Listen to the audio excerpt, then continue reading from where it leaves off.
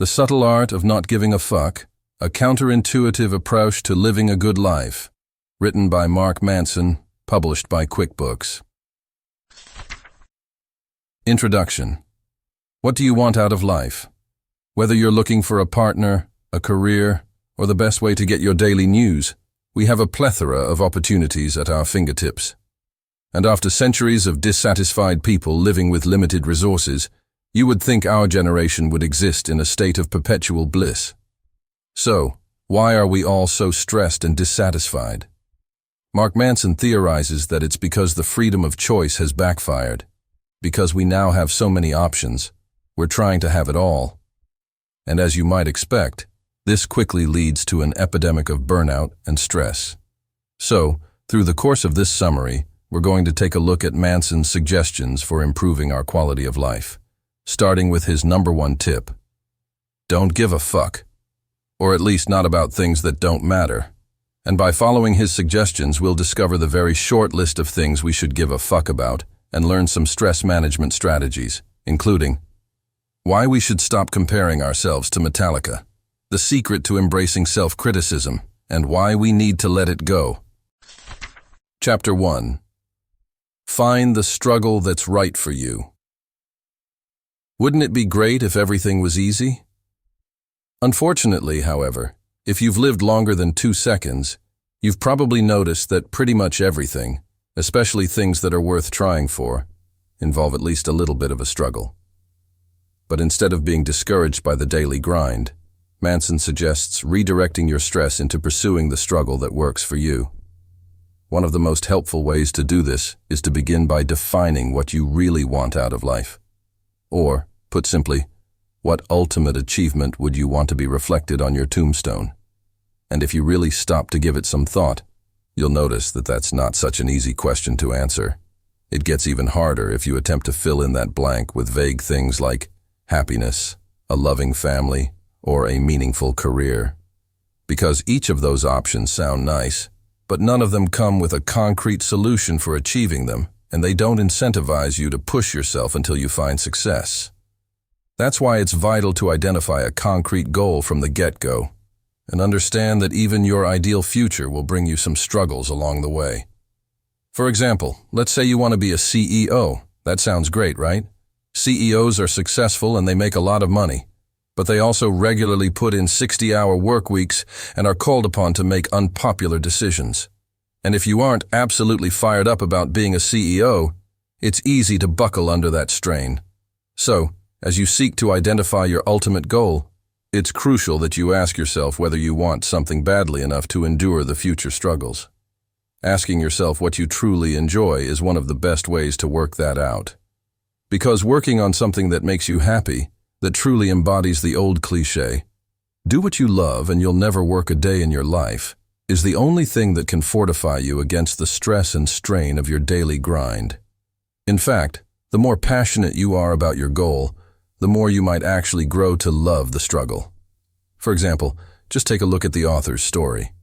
Manson discovered that he really loved writing about dating, so he decided he'd start a dating advice blog. And even though it was a challenge at first, he enjoyed the struggle because he was genuinely passionate about what he was doing. And eventually, his struggle was rewarded, because his blog gained hundreds of thousands of subscribers and soon garnered more than enough money for Manson to make the blog his full-time job. These examples just go to show that there is no point looking for an easy life. Instead, your best option is to find a goal that makes you want to fight for it. But saying no to the wrong struggles is every bit as important as saying yes to the right ones. So, remember to be ruthless in chasing the things you want and cutting out the toxic influencers which steal your joy. Chapter 2. Suffering can lead to happiness. If you're looking for good examples of success being achieved through struggle, you don't have to look much farther than the art world. Because we often imagine artists as tenacious and underappreciated, willing to fight for her talent to be recognized, you might be gratified to learn that that stereotype is frequently more accurate than we'd imagine. For example, just take the story of guitarist Dave Mustaine, who, in 1983, was kicked out of the band he'd formed with his friends, Metallica, right as they were about to get their big break. Fuming, Dave decided that the best way to get revenge would be to perfect his own skills and show them what a mistake they made. So, for 2 years, he threw himself into improving his performance and finding talented musicians who could help him form an even better band. The results of his passion, a little band called Megadeth, later went on to sell more than 25 million records. Yet, despite the success of his own venture, Dave couldn't let go of the sense of inadequacy he associated with Metallica. And because Metallica became one of the world's most successful bands, Dave felt even more like a failure when he measured his success against theirs. And even though Dave clearly wasn't a failure, his struggle highlights one of the most common human pitfalls: our temptation to measure our success against that of others. This often occurs because we set unhealthy or unattainable benchmarks for ourselves, which means that we'll always be doomed to disappointment. But how do we find healthier standards for measuring our achievements? One way is to learn from Pete Best's example. Like Dave Mustaine, Pete was also kicked out of a band that was deeply important to him, and this band was also destined for success. Pete's experience also held even more potential for disappointment because his former band happened to be none other than the Beatles. No big deal, of course, only the biggest band of all time. Watching their success was perhaps even harder for Pete than it was for Dave, and, understandably, Pete became very depressed for a while. But after a while, he sort of snapped out of it when he realized that music, rather than fame or success, was his biggest priority in life. And if he wanted to truly enjoy his passion, then he had to stop letting success define his life. Even though he went on to play with less successful bands, realigning his priorities led to Pete becoming a happier, healthier, and more well-adjusted person. So, the moral of this story is that whatever your Metallica is, stop comparing your success to theirs. Chapter 3. Stop focusing on shitty values. Now that we've looked at some examples of what not to do, let's take a look at some extra examples of shitty values and how to avoid them. Because unfortunately, comparing yourself to others is only one of many pitfalls that can entrap you and destroy your potential happiness. One of those traps is pleasure. You might think that, by definition, this would be the biggest source of happiness around, but have you ever heard of too much of a good thing? This occurs when people prioritize pleasure over everything else in their lives, and it often happens when we're seeking an escape. And as a result of our unhealthy relationships with pleasure, we can form toxic and destructive habits like drug addictions, gluttony, or cheating on our partners. To add insult to injury, instead of increasing your happiness, statistics show that people who list pleasure as the highest priority in their lives are most likely to become anxious, depressed, or fall victim to substance abuse. Another shitty value is using material success as a benchmark for our lives. Whether you feel the need to flash a fancier car than your neighbors or constantly show off your style on Instagram, we've all fallen prey to this line of thinking at one time or another. But, just like the pursuit of pleasure, this doesn't make us happy, and it definitely doesn't help us grow or mature. In fact, studies actually show that once we reach a certain point of financial security, basically a point where all our needs are met and we're comfortable, wealth really doesn't increase our happiness. And the pursuit of material goods can even have a negative effect if we start prioritizing it ahead of our family, friends, or the development of our moral character. So, now that we've taken a look at some more shitty values, let's talk about how to avoid them and replace them with the right values. For starters, it might be helpful to learn that our tendency to gravitate towards shitty values usually comes from a lack of having solid, worthwhile values in place. Put simply, if we don't have some good core beliefs to live by, we're going to drift toward whatever makes us feel good, even if it's not truly good for us in the long run. So, a good way to identify and formulate worthwhile values is to consider these 3 standards.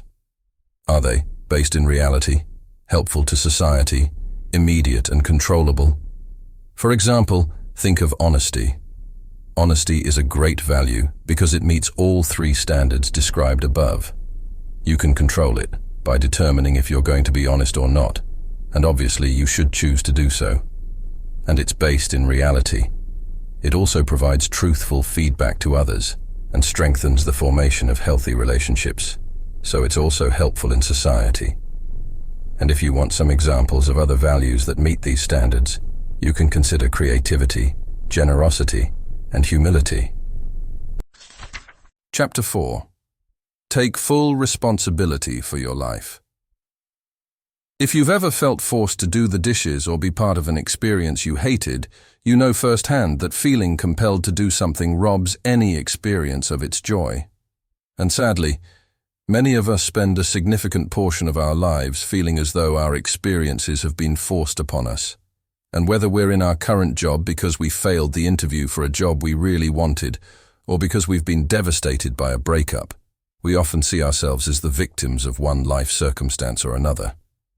And while it's true that some circumstances are unfortunate and do have a negative impact on our lives, if we're not careful, it's all too easy to drift into a permanent victim mentality which prevents us from taking responsibility for our own lives.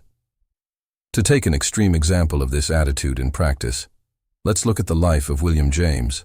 Although he had the good fortune to be born to a prominent 19th century family, he was also very ill and struggled with severe bouts of vomiting and back spasms which, understandably, had a negative impact on his life and prevented him from pursuing a number of opportunities.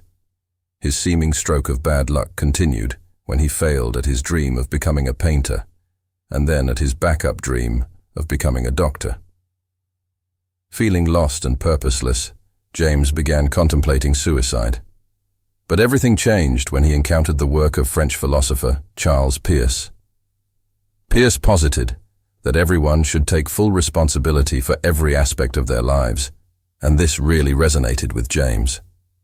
Realizing that his misery stemmed from the feeling that he was a victim of external circumstances, James understood that he felt powerless because he was constantly blaming his situation on factors he couldn't control. The realization that he could and should take control of his life gave him a new sense of purpose and vigor, and empowered, he decided to turn over a new leaf. So, after years of perseverance and dedication, James went on to become one of the pioneers of American psychology.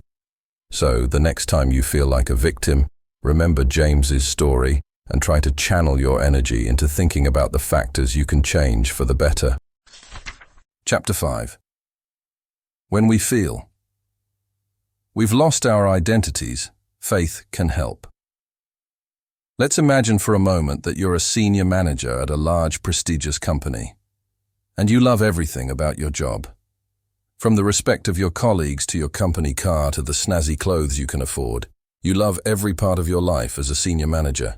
In fact, you've been in this role for so long that being a senior manager has become an integral part of your identity. It's one of the key ways you define who you are. But let's say you have an opportunity to go for a big promotion. You could transcend the role of senior manager, maybe even by becoming the CEO. Those perks sound pretty great, but they don't come without substantial risk.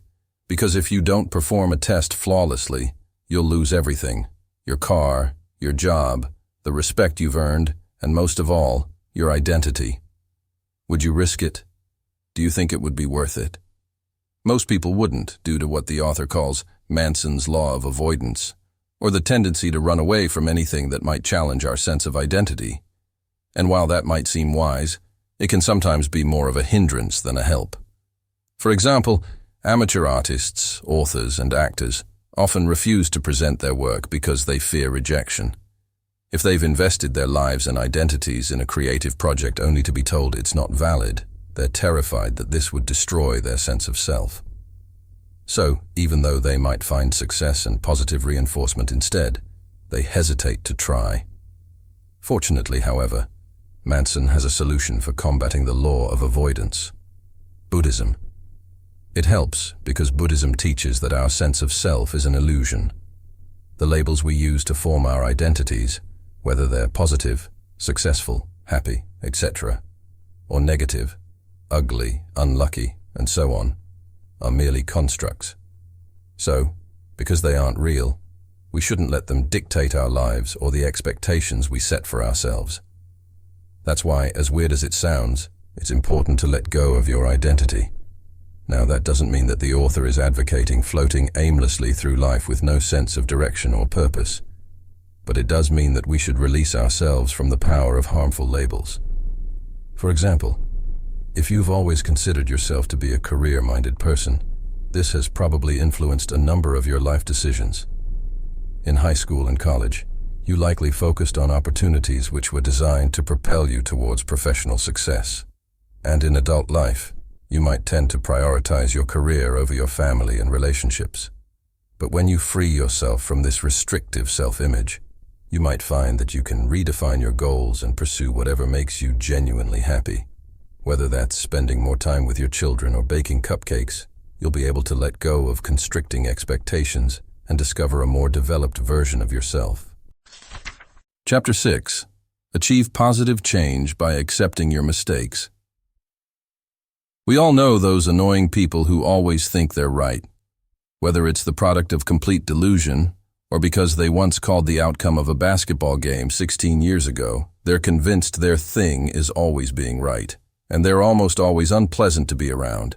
Good thing you're not like that, right? Except, of course, when you are, because sometimes we all are, and we're most susceptible to this delusion when it comes to ourselves. Whether it's because we think we're in the right when we're not, or because we can't see an obvious flaw, we all have blind spots from time to time, and we're often resistant to being shown that we're wrong. But if you want to break this cycle and become more self-aware, you have to start by, frequently, taking a deliberate moment to ask yourself if you're in the wrong. And you can't just do it once or without really thinking through it. You have to approach this question with the cold, harsh light of objective reality and be prepared to confront those blind spots where you wrongly think you're right. It may not be pleasant. Questioning our decisions and confronting our weaknesses means we'll often discover some unpleasant truths about ourselves. But it's worth it because it means we'll be stronger, better people in the long run. Chapter 7. Final summary. In an age of opportunity, you'd think we would feel as though we're living in utopia. But unfortunately, our access to innumerable options means that we often have just enough rope to hang ourselves. We misuse our opportunities by stretching ourselves too thin in an effort to have it all. And because this leads to stress and unhappiness, Manson argues that we need to learn to stop giving a fuck about 99% of the things which make us unhappy. So, start by choosing a life goal that's worth struggling for. Learn to stop having shitty values and cultivate better ones, and develop a more constructive approach to life by losing your identity and embracing the freedom that comes with cultivating your sense of self-awareness. You can also find health and hope by pursuing faith and a set of values that are realistic, controllable, and beneficial to society.